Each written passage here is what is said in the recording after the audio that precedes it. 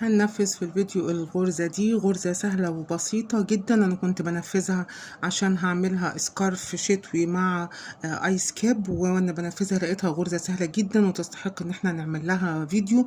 هنبتدي على طول ننفذها، وهي غرزة سهلة ووشها زي ظهرها، فممكن تستعمل على الناحيتين، تبقى حلوة جدا في الآيس كاب، تبقى حلوة في البلوفرات، في الجواكت، هتبقى شيك جدا. ممكن تنفذيها كمان صيفي وممكن تنفذيها شتوي، هتبقى شيك جدا معاكي.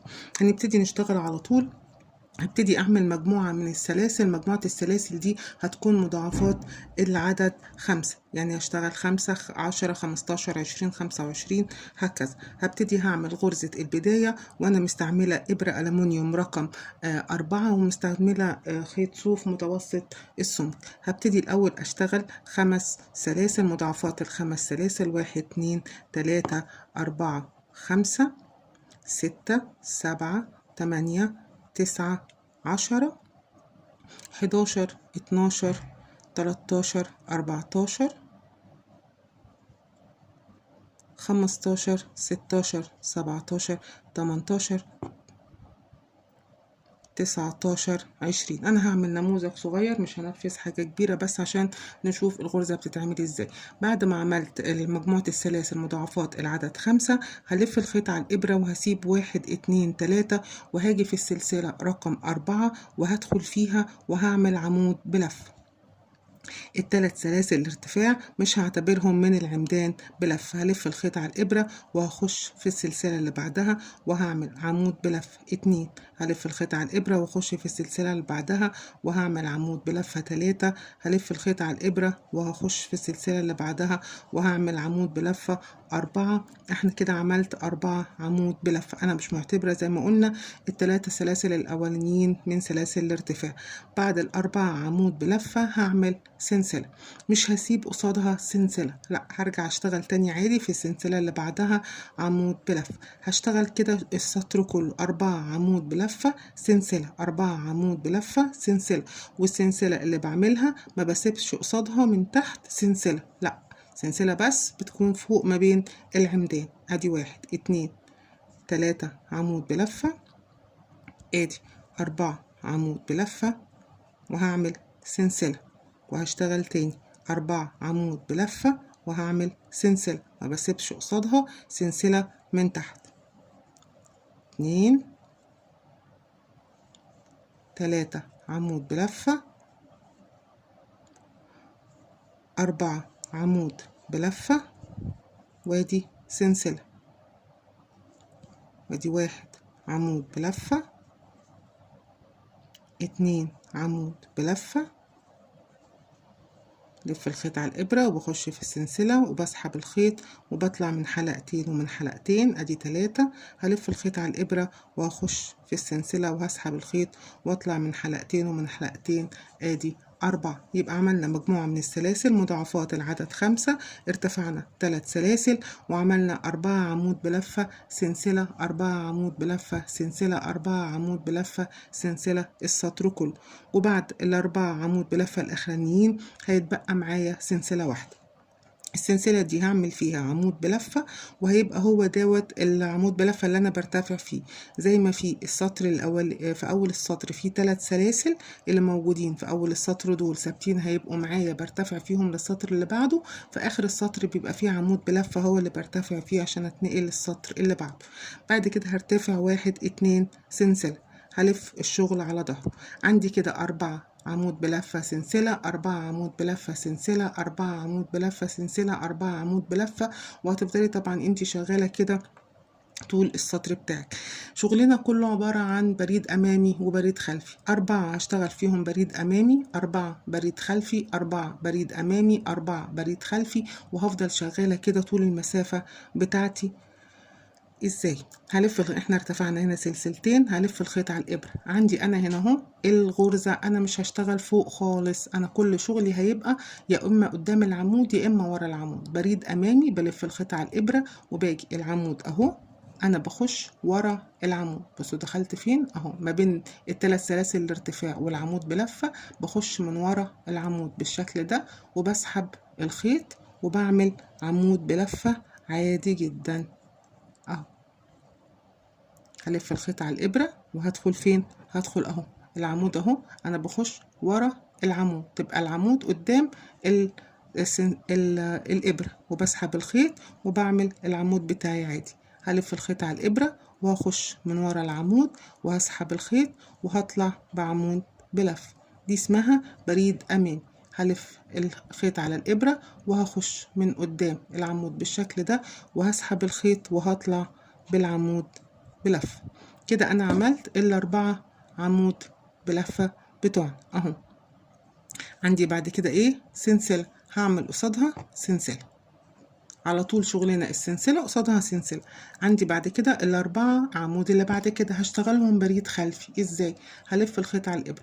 البريد الأمامي أنا كنت بخش كده، لا هنا مش هخش كده، هخش من ورا. بصوا الإبرة بتاعتي بتلف فين؟ من ورا، من ورا الشغل كده، وهاجي من قدام العمود، يبقى الإبرة بتاعتي قصاد العمود. هسحب الخيط طلعه من قصاد العمود كده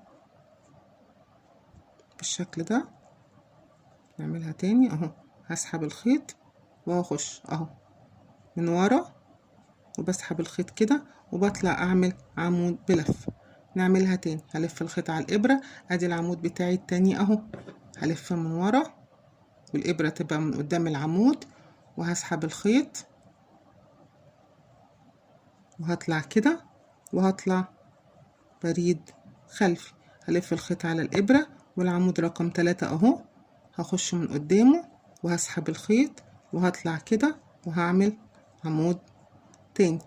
اخر واحدة اهو، بلف اهو، بدخل الإبرة من ورا بتبقى قدام العمود قدامها، وبسحب الخيط وبطلع حلقتين وحلقتين بريد خلفي.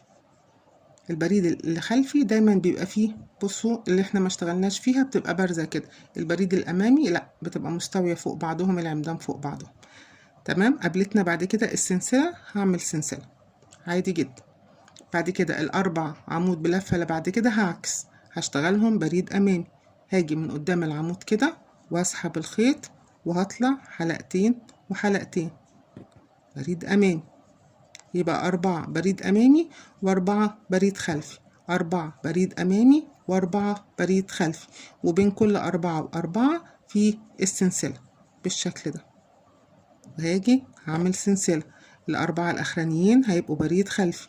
هلف الخيط على الإبرة وبخش كده زي ما اتفقنا، الإبرة تبقى قدام العمود وبسحب الخيط بتاعي وبطلع من حلقتين ومن حلقتين. هي غرزة سهلة جدا وسريعة، أنا بس عشان بشرح عشان أوضح لكم هي بتتعمل إزاي، فأنتوا شايفين إن هي بطيئة، لكن هي سريعة جدا وبتخلص معانا بسرعة جدا. وانا عاملة على القناة فيديو بس بشرح فيه غرزة البريد الامامي والبريد الخلفي، لو عايزين تشوفوه فيديو مدته مش طويلة قوي، لكن هو كله بس لشرح الغرزة البريد الامامي والبريد الخلفي وتطبيقاتها. خلصنا اهو كده السطر بقى بالشكل ده، 4 بريد أمامي، 4 بريد خلفي، 4 بريد أمامي، 4 بريد خلفي. عندي في الآخر هنا اهو ال3 سلاسل اللي كنا ارتفعنا فيهم.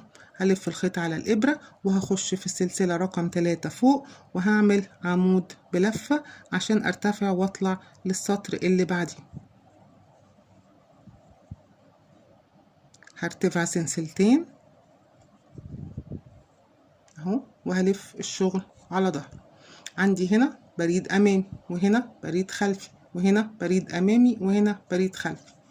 دي بريد أمامي هشتغل فيها بريد أمامي، هلف الخيط على الإبرة وهاجي أهو هعمل بريد أمامي، هلف الخيط على الإبرة وهخش هعمل بريد أمامي، هلف الخيط على الإبرة وأهو بخش من ورا العمود وأعمل بريد أمامي، هلف الخيط على الإبرة وأخش من ورا العمود وأسحب الخيط حلقتين وحلقتين.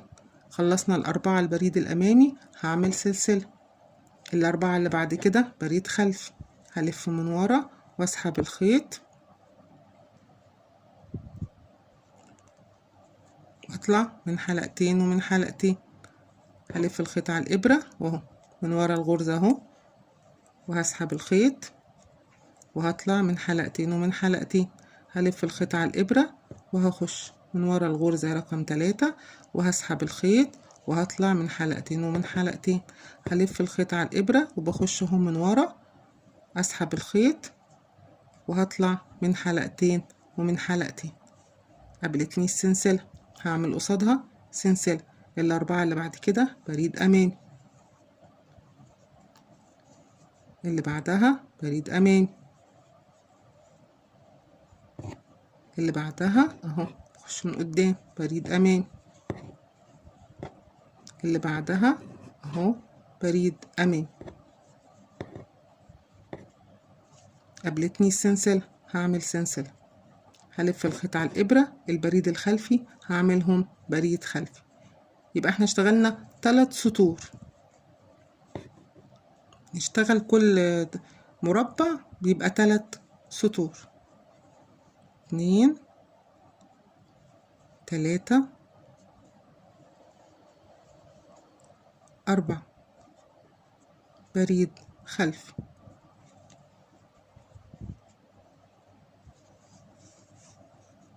بصوا، بريد أمامي سطر 2 3، بريد خلفي سطر 2 3، بريد أمامي سطر 2 3، بريد خلفي سطر 2 3. تمام، وصلنا لحد آخر سلاسل الارتفاع. هلف الخيط على الإبرة وهخش فيها في السلسلة من فوق وهعمل عمود بلفة. ده اللي أنا برتفع فيه في الأول وبرتفع فيه في الآخر، هرتفع سلسلتين. تمام، احنا كده اشتغلنا ده كده مربع وده مربع وده مربع وده مربع. هعكس بقى. يعني ايه هعكس؟ انا ارتفعت اهو سلسلتين، هلف بقى الشغل. بعد ما ارتفعنا 3 سطور، البريد الامامي هيبقى بريد خلفي والبريد الخلفي هيبقى بريد امامي. يعني عندي ال3 دول بريد امامي، هشتغلهم بريد خلفي عشان نبتدي نكون المربعات. اول عمود بريد خلفي، تاني عمود بريد خلفي، تالت عمود اهو بخش ورا العمود كده وبسحب الخيط بريد خلفي، رابع عمود بخش من ورا كده وبسحب الخيط بريد خلفي.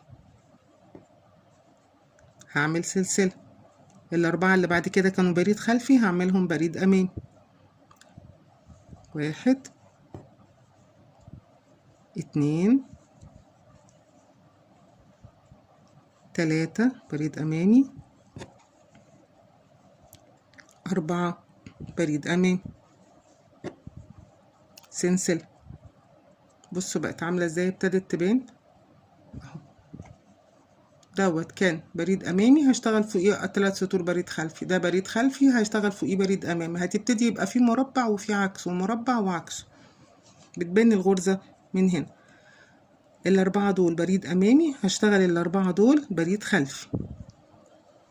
1 بلف الخيط على الإبرة وباجي كده من ورا العمود وبسحب الخيط وبطلع من حلقتين ومن حلقتين. هلف الخيط على الإبرة وباجي من ورا العمود وبسحب وهطلع من حلقتين ومن حلقتين. هلف الخيط على الإبرة وباجي من ورا العمود الرابع اهو وبسحب وبطلع من حلقتين ومن حلقتين، وادي السلسلة. الأربعة اللي بعد كده كانوا بريد خلفي، هبتدي أعمل بريد أمامي وهكرر بنفس الطريقة 3 سطور. 3 سطور وبنعكس، الأمامي بيبقى خلفي والخلفي بيبقى أمامي. 3 سطور ونعكس، الخلفي يبقى أمامي والأمامي يبقى خلفي، وهكذا.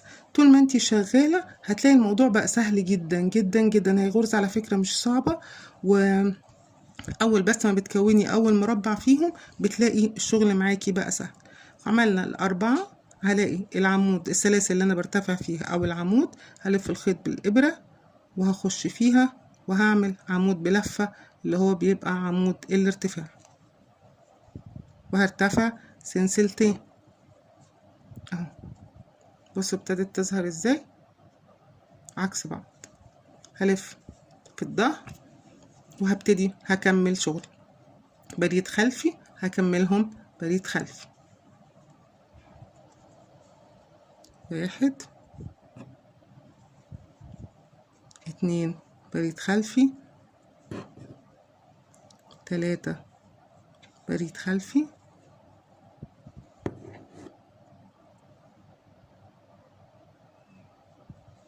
4 بريد خلفي. وسلسلة. دول بريد امامي، هشتغلهم بريد امامي، 1 بريد امامي، 2 بريد امامي. انتي بقى خلاص عينيكي بقت شايفة البريد الامامي مع بريد امامي، والبريد الخلفي مع بريد خلفي 3 سطور. بعد ما بنرتفع 3 سطور بالشكل ده رايح جاي، هنبتدي نعكس، الخلفي هيبقى امامي والامامي هيبقى خلفي. هتلاقي نفسك قاعدة تتفرجي على التلفزيون وايدك شغالة، مش محتاجة ان انتي لا تعدي ولا تراجع. ادي البريد الامامي، ده بداية البريد الخلفي بالشكل ده. بصوا ابتدت تبان ازاي اهي، واحدة عكس واحدة. ادي بريد خلفي، وادي بريد خلفي، وبعدين سلسلة، وادي البريد الامامي، هنعملهم بريد امامي، 1 2 3 4.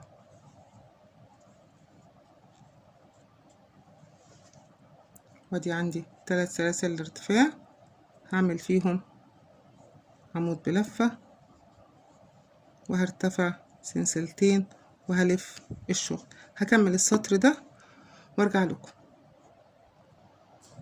كملت السطر اهو، متهيألي كده الفكرة وضحت. اشتغلنا مجموعة من السلاسل مضاعفات العدد 5، وارتفعنا 3 سلاسل. اشتغلنا السطر كله عمدان بلفة، بس بين كل 4 عمود بلفة وعمود بلفة سلسلة. وبعدين ابتدينا نشتغل 4 عمود خلفي، 4 عمود امامي، 4 عمود خلفي، 4 عمود امامي لمدة 3 سطور. وبعد كده بنقلب الشغل وبنعكس، اللي احنا شغالينهم هنا بريد امامي هيبقوا بريد خلفي، واللي بريد خلفي هيبقى قصادهم بريد امامي. وبالشكل ده بتبتدي تظهر، حتى وشكلها لطيفة جدا في الرمادي برضو، والله لطيفة.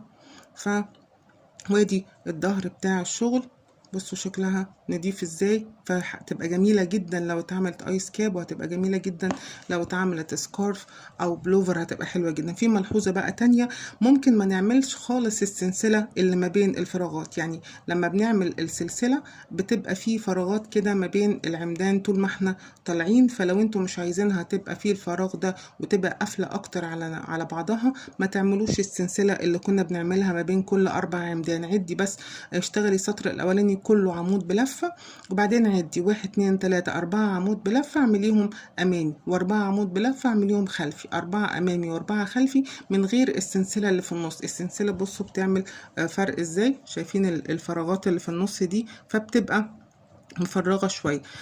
لو مش عايزين كده وعايزين تبقى كأن هي متدككة في بعضها، مربعات داخلة في بعض كده، ما تعملوش السلسلة ده برضو ممكن.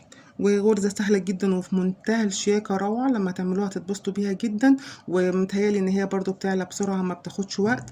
نفذوا واشتغلوا واتبسطوا بشغلكم. ولو في اي كومنتات سيبوها لي في صندوق الوصف، في التعليقات، وانا هرد عليها.